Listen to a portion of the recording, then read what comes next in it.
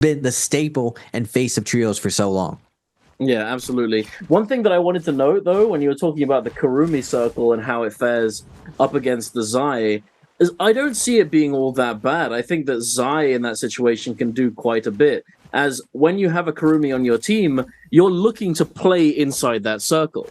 But one of the things that Zai does extremely well is when people are grouped up together, she can get a lot of AoE damage. If she has that empowered V2 attack, and she has the fire chain wave, then she can essentially hold all of them in a specific spot, because not only does it hit all of them, but it pulls them all into the center of the wave, allowing your teammates to follow up with I mean, you know, a pulse sword R&B or whatever you might have at your disposal. And especially if you're, I mean, if you're running F3 Zai, you can also throw it down into the middle of the Kurumi circle and knock all of these players out unless they're able to tap dodge it in time.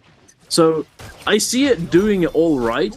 As you said, the burn damage would definitely be cleansed. However, I feel like Zai's value has sort of moved away from the burn damage that she can provide and more to the chase down and the crowd control potential of the Zai ultimate.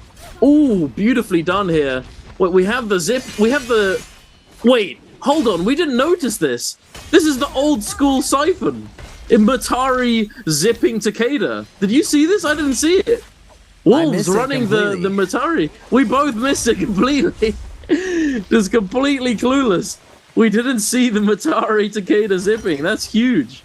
So this actually is kind of low-key really, really good for them, because there's a lot of Vipers in this lobby.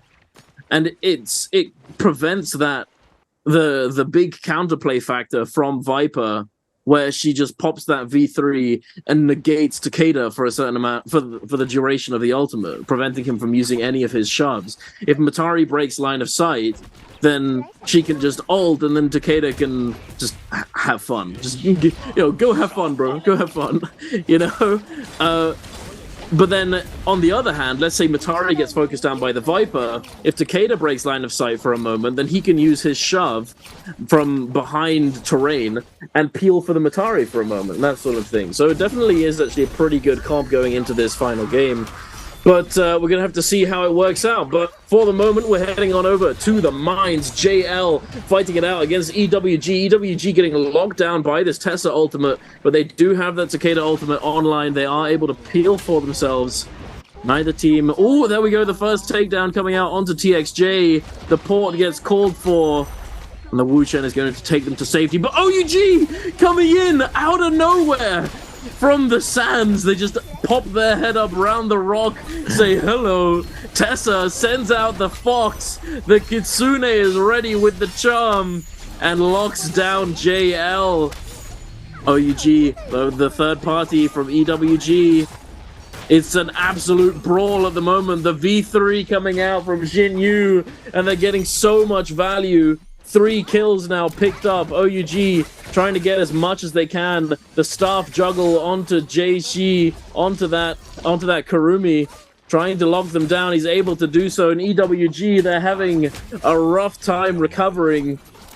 JL, he's on the run. VVV, he's trying to make something happen, but it's pretty much cooked at this point. The F3 from the Viper coming in, not dodged. You're eating a brick for breakfast, my friend. And we're heading on over to JDG versus DRG. Kiki already been taken down. Two-Tick finds the Dragon Slayer onto Wushin. The Kurumi is not going to be able to do anything about it.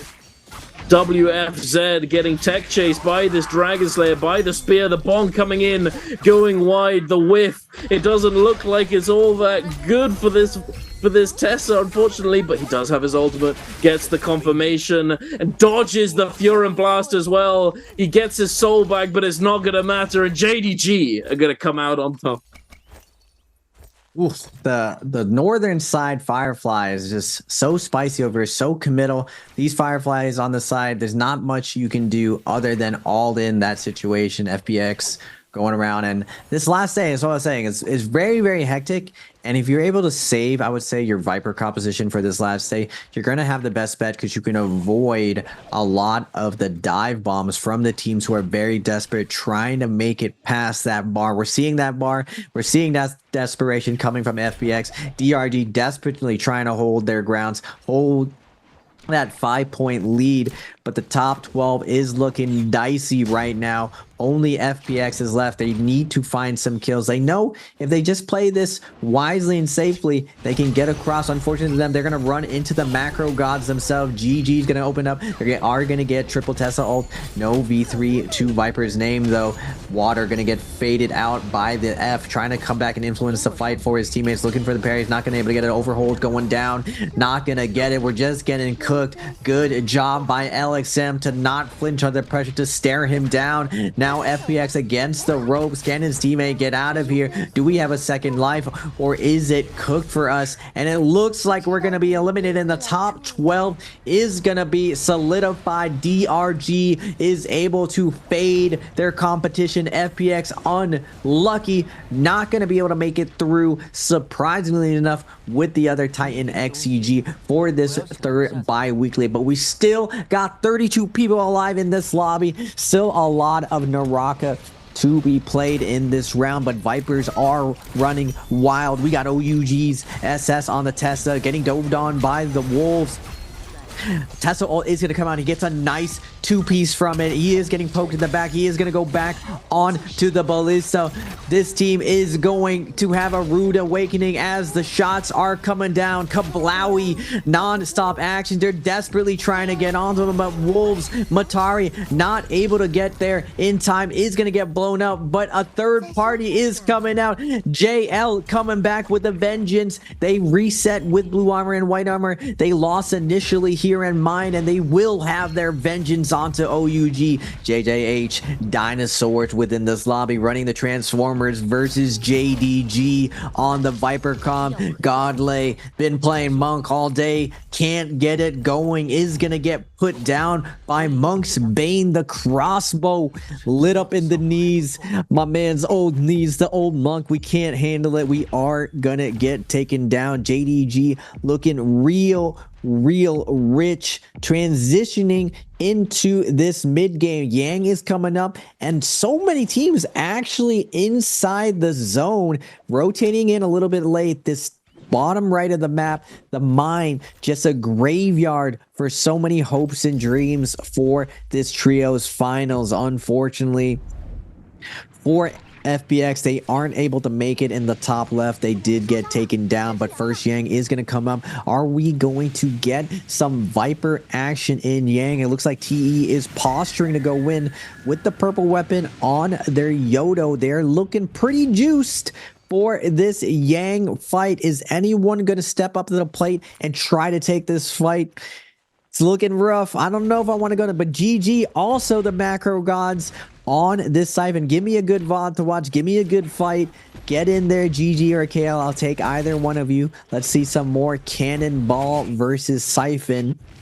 Now, traditionally, these two teams have been going back and forth, but who will take it this time? We're going to get TE versus KLA.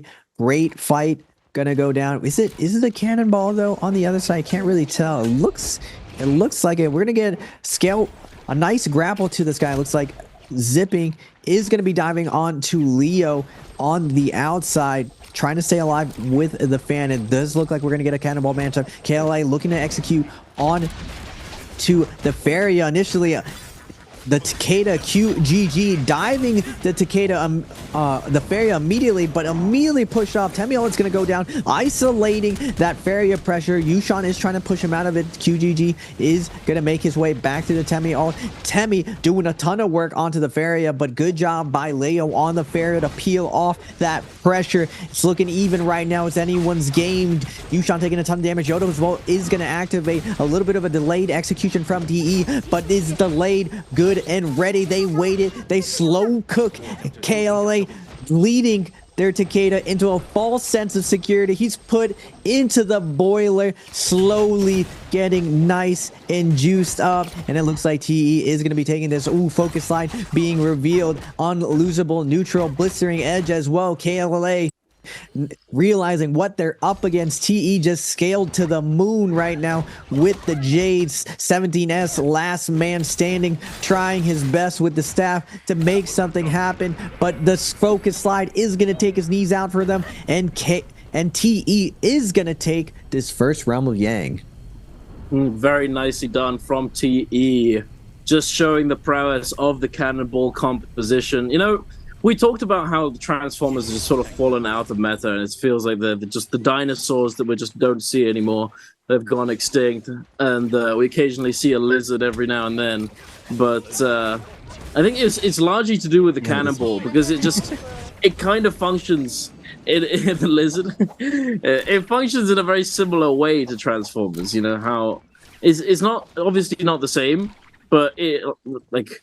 When it comes to Cannonball, it's a lot about that ult rotation and getting it. I mean, you can just go crazy and just use all three ultimates at the same time, but it is a lot about rotating that Feria and the Yoto. The Yoto using their ultimate, going into the Feria ult, or just Yoto using the Feria ultimate and then going out and having Yoto ult immediately available, Feria then charging up the ultimate and then repeat, that kind of thing. I mean, Transformers was a lot about rotating ults, so that you had the Monk ult, and then the Yoishan would cover for the Monk when he comes out of ult.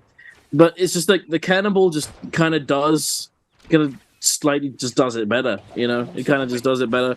And then Tessa being used on that Attack on Titan composition that has kind of moved away from it being Attack on Titan. It's kind of lost its identity somewhat, considering that there aren't any Titans to attack anymore.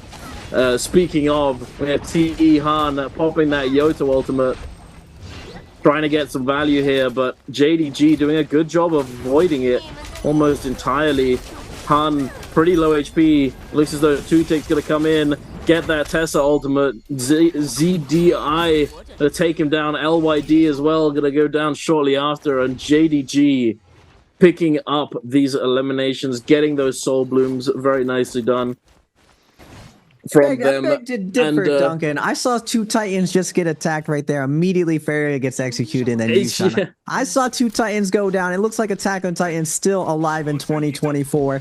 Don't get it twisted. Viper. I mean, it's kind of like it's still the same, but it's like no, I get it. It's like for different strategies. The strategy is still the same. We just get a little bit more stun, a little bit more ultimates out of that 50-50, but the attack will still always be there, and it's the only way to slow down the Titans. It's kill them in that mid game and when they cannot transform. That's why we coined the phrase Attack on Titan, because if you were back here in the old days where Transformers was the only composition, the only thing that showed a chink in the armor, which is why the initial J team was able to win, was the Viper composition coming in and attacking those monks against all odds, finding those kills onto the monks. We're going to see KLA versus JL.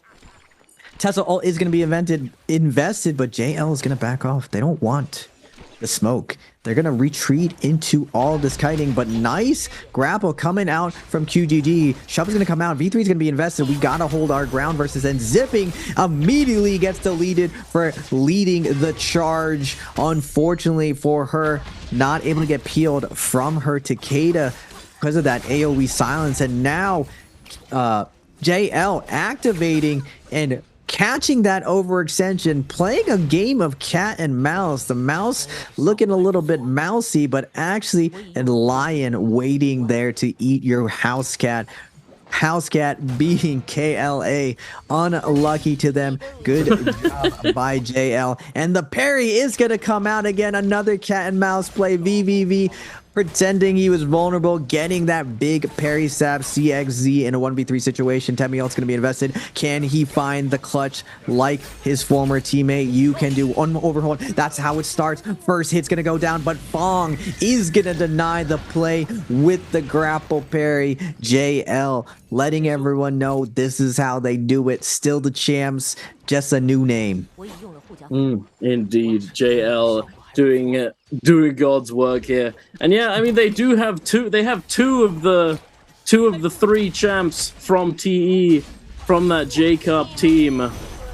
It looks as though we're gonna get right back into the action though. JDG jumping in with that Viper ultimate, with the Tessa ultimates flying out as well. ZDI though sending a rather bad blue focus here, getting parried, but making up for it with a huge parry onto that pole sword, immediately turning it back around. The Wu Chen coming in with that F3, able to heal up his Viper, get them out of danger. TXJ did get taken down there, but a Wu Chen port teleports them away, gets that resurrection off. Now VVV trying to buy some time for his teammates to get that heal off. Sends out the Tessa ultimate 2-tick, uses the F1, does manage to get his soul back from the Lantern. VVV is not happy about it though. He sends out the bonk. Is he going to catch him out of the air though? They managed to hold on to him for just a moment, but it's not looking too good. Going back and forth. Oh, JDG looking to try and stabilize just for a moment. The longer this fight goes on, the greater the risk of a third party. Both of these teams know that if they get too low, it could be very dangerous for them. JDG do have their Wu Chen port available, so they are safer to continue fighting than JL here. And you can see that it's evident in the way that they're trying to chase them down. JL forced to try and move through Celestra, try and maneuver around these buildings and prevent the engagement from being so easy. But oh, they're trying to force it regardless, JDG. But here comes the third party, the Tessa ult coming in, and the Wu Chen port there to save them. Exactly what I was talking about. The longer the fight goes on, the more risk of third party. GG being that third party coming in with the Draco Storm are a force to be reckoned with, a very scary team coming in here. Not only are they a very good team, but they have Draco Storm. And Draco Storm, if you've ever fought against it, it is an extremely good dueling buff here, just constantly sending out those lightning strikes, preventing you from from doing all that much at all. You know, it's also constantly healing them. It is very hard to take down a Draco Storm team. And unfortunately, they weren't able to make it out with their lives. Two of them did, but one of them does get taken down there. But Wolves, now in a bit of a precarious situation. They need to try and force a fight. Running that Matari zipping Takeda composition, having lost a Realm of Yang. The Realm of Yang, the Yang depletion situation is starting to take place. They're trying to find an opportunity to engage, but they are in Celestra. It's just one of those places, makes it very hard to lock certain teams down, but they do manage to find one Soul Bloom, cleansing one of the Yang depletions. ZK getting locked up by the Tessa ultimate. The parry's coming through. GG doing so much, but they are taking a lot of damage, and Wu Chen has been given the call to teleport them to safety. They don't want to overcommit. Even though Draco Storm is strong, you can get bursted. Healing's not going to help if you get 100 to 0'd. And that very nearly happened just now. But Wolves, they can smell the blood. The blood in the air. The blood in the water. The wolf pack is on their heels, nipping at their ankles, trying to chase them down here. They spotted them out on top of the building, but the parry coming through from CJS, and he gets absolutely destroyed. XEM disappears from this plane of existence. EG now taking all of his armor, trying to disengage. It is Matari and Celestra, so he is going to be able to maneuver, but it's not going to be enough, I don't think. And EG does get taken down. ZK now, the last remaining member on Wolves in a 1v3 against OUG. And that's all she wrote. Wolves get eliminated in our 6th and final game. The Wolves have the blood in the water, but the blood in the water is actually their own blood. OUG and GG, the OGs letting the new guys on the block know that you're going to be hanging with the big leagues now. We got you on nose. We see you, and we're not that impressed. Taking them down in quick, dead fashion. Now going into this end game, 22 people alive. Last game of the day, 10 minutes left. Vipers galore, picking off everyone but DRG and TE. Last non-Viper team standing, a lone cannonball team in this pack of darkness with Viper Tessa running around, laying and waiting. Just you wait, Titans. I can't wait for you to ultimate. Everyone licking their lips for this last Titan team. Can we get this last kill going? Only Viper teams can really only grief Viper teams, but I wonder if, especially in solos right now, a lot of the matchups, as long as you're the same character, there's like a family plan going on that you don't necessarily go for each other. For these end games, if the Titans get there, or when the Siphon comms get there, technically Viper teams have a really, really hard time living. So I wonder if in the future, until they make an official rule on this, will the Viper teams avoid necessarily attacking each other and start going for traditionally just the Siphon teams?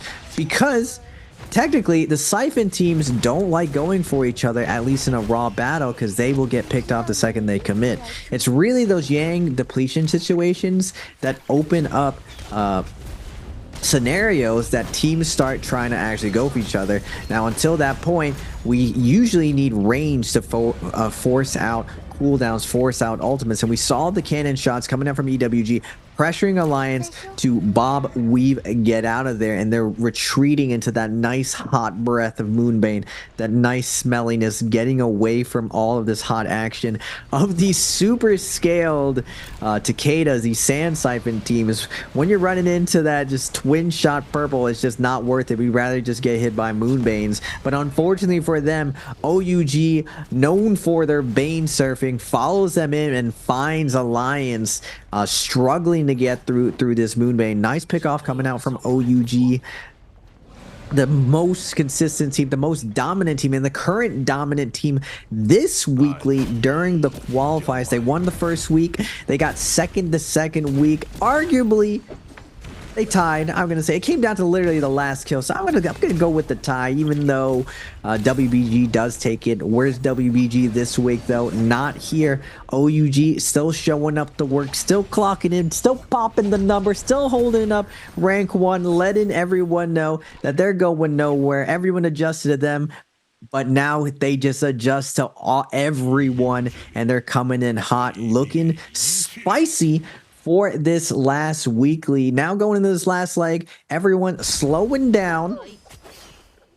Dust is settled, but it looks like EWG doesn't want to go into that good night. Up to 70.2. Is there a world, Duncan? Is there a world where they can fade these 20 points, calculating the mathematics here? Is there a world? Can they climb up here? What do you think? What's the percentage we're looking at for EWG to get through? I mean, it's pretty rough, I'm not gonna lie. Looking cooked? It's looking pretty cooked. I mean, DRG, they're on the cusp right now. They're at the threshold, and they've lost 2 of their teammates. So, the threshold at which they need to get to would be is somewhat set in stone at this point. The likelihood of DRG getting more points is pretty low. So EWG essentially needs to get another 19 points, or 19.1 points technically.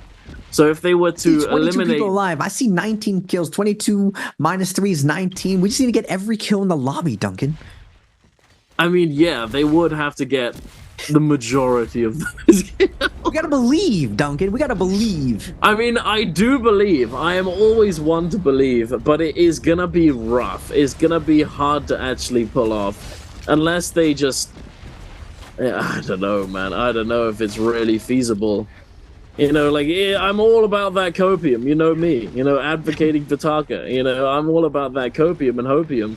But on brand. I'm also a realist at the same time in a lot of ways. So realistic copium, you heard realistic copium, exactly. But yeah, realistically, EWG has like 1% chance, maybe. I would say of doing this, actually achieving this. Like, they have to get every kill. And it's already looking pretty rough. They're already getting pressured by this Attack on Titan team. They're sandwiched on both sides by JDG. It's not looking too good already. And the problem is that the number of people left alive in the lobby is going to progressively get lower and lower, get less and less, as more teams start fighting it out on the other side of the zone. And unless they're able to just constantly be moving around the zone, picking up every single possible kill, I don't think it's going to happen. OUG, though, losing a member, this is probably one of the conditions that would have to be met for them to actually achieve it. So, I mean, it's possible. It's possible. I don't know, though. JL looking pretty solid right now as well, picking up another kill onto LYD. And EWG are nowhere to be seen. They kind of... The kind of play style, the kind of strategy they need to be taking is just go absolutely pedal to the metal, just go crazy, and they have to just start running the lobby. But the problem with that is that no team is going to let them really do this. They do see an opportunity, they're going in, they're trying to take it, but immediately they're getting Tessa ulted. They aren't inside the building, so they're not in immediate danger for the moment, although 9, he's taking a decent amount of damage. He's going to be taking more very shortly. He's trying to apply pressure onto this team, onto JL here, the V3 getting popped, the Wu Chen ult being forced. They do have the Kurumi circle to keep them topped up. 9. He knows that it's his job to try and make things happen. He's trying to take every opportunity he can, but it's just so difficult. He knows that his ultimate's about to expire and that he's going to have to go into a slight downtime. They're going to have to slow down for a moment. They do have their Tumulk ultimate available, but they don't want to overcommit. They don't want to commit with the Tumulk ult and then just immediately get peeled off by the other teams. They are looking for this engagement. He does have the Rampage, but again, Wu Chen ult is going to come in and save the day for that team. EWG, I don't think they've noticed that Alliance is sitting inside this building. Alliance playing the stealth game here, being as inconspicuous as possible and succeeding. JDG losing a member, now 2, Kiki and ZDI both getting taken down. EWG picking up another kill.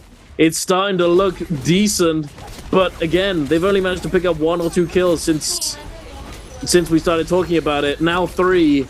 They're going to have to pick up every single kill left in this lobby. They're going to have to kill every single player. 9, he does apply that F1, but he does get taken down. The Aurora Burst is too much, and GG coming in and crushing the dreams of EWG. Only 1 member left alive now.